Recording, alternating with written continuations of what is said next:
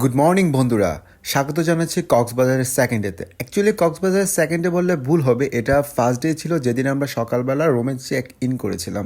তো check in করার পর আমাদের হাতে প্রায় বলা যায় দুপুর হয়ে গিয়েছিল, কিন্তু দুপুর থেকে আমাদের রাত পর্যন্ত একটা প্ল্যান ছিল। যে প্ল্যানটা সাকসেস করার জন্য আমরা সেদিন সকালে সবার আগে নাস্তা করে নিলাম। তো নাস্তা করার পরে সব আলোচনা করছিলাম যে আজকের সময়টা আমাদের কীভাবে কাজে লাগানো যায়, কোথায় গেলে আমাদের জন্য সুবিধা হয়। তো যেই কথা সেই কাজ।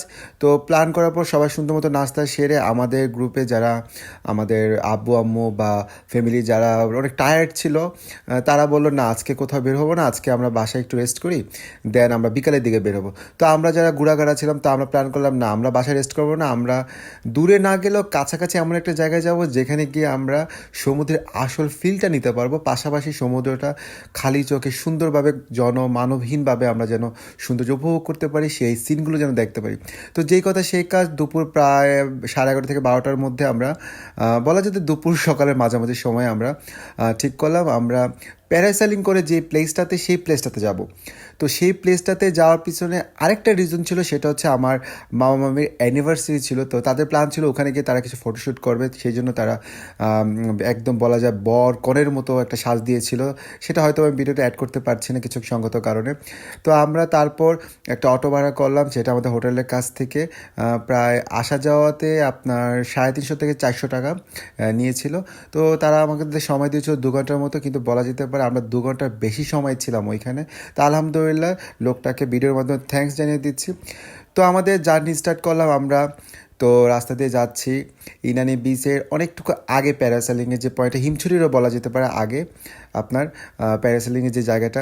তো মাশাল্লাহ রৌদ্র, এত সুন্দর একটা রৌদ্রের আভা, মানে মনটা আলহামদুলিল্লাহ জুড়িয়ে যাচ্ছিল বলা যায়।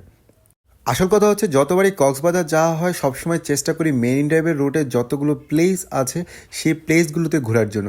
কারণ সুগন্ধা, কলাতলি বা হোটেলের আশেপাশে যে প্লেসগুলো থাকে সেগুলোতে সচরাচর সবসময় এত পরিমাণ মানুষ থাকে যে সমুদ্রে যে আমরা আসছি সেই ফিলটাই পাই না কখনো। তো আমরা বরাবরই চলে গেলাম সমুদ্রের খুব কাছে।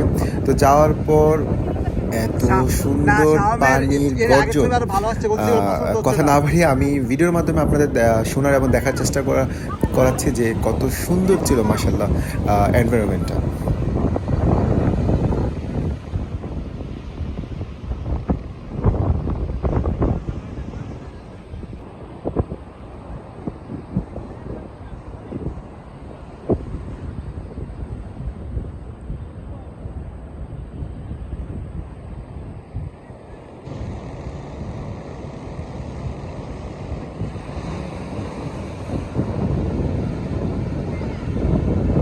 তো ঘোরাঘুরি শেষ করে আমরা বিকাল 5টার দিকে আবার ব্যাক করলাম আমাদের হোটেলের দিকে। তো আমাদের ওই দিনের প্ল্যান ছিল আমরা আমাদের লাঞ্চটা কমপ্লিট করবো হচ্ছে আমরা আলগনিতে।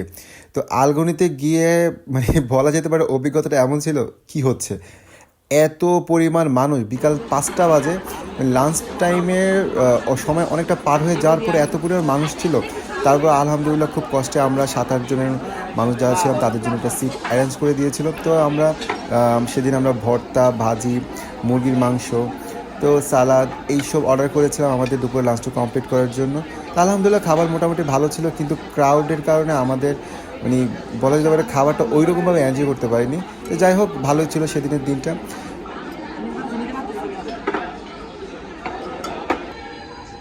কক্সবাজার এসে আজকে লাস্ট পর্যায়ের মধ্যে আছি, ফার্স্ট ডে। এখন আমরা আছি হচ্ছে পার্কের মধ্যে। তো এটা হচ্ছে খুব সুন্দর একটি পার্ক, যেখানে খুব বাচ্চারা এবং ফ্যামিলির পরিবার সবাই মিলে খুব সুন্দর ঘোরাফেরা করতে পারবে, একদম ফ্রি বলা যেতে পারে। এটা হচ্ছে আপনার সি প্লেসের অপোজিট সাইডে। তো দেখি পার্কটা কেমন কি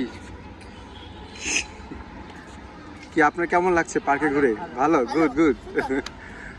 বিনে হ্যাঁ, বিনে পয়সা আমরা খাওয়া দাওয়ার পরে পার্কে ঘুরতে আসলাম।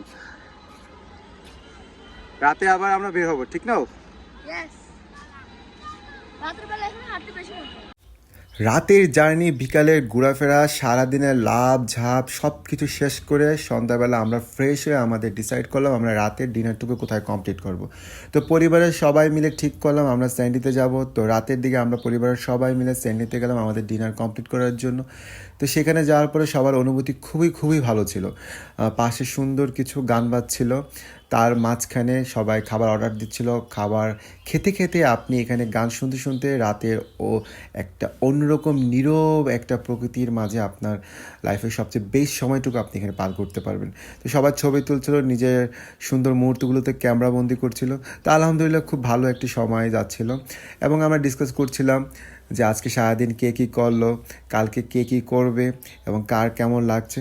তো সব মিলে খুবই ভালো একটি সময় যাচ্ছিল এবং আমি নিজেও অনেক হ্যাপি ছিলাম আজকের দিনটি নিয়ে।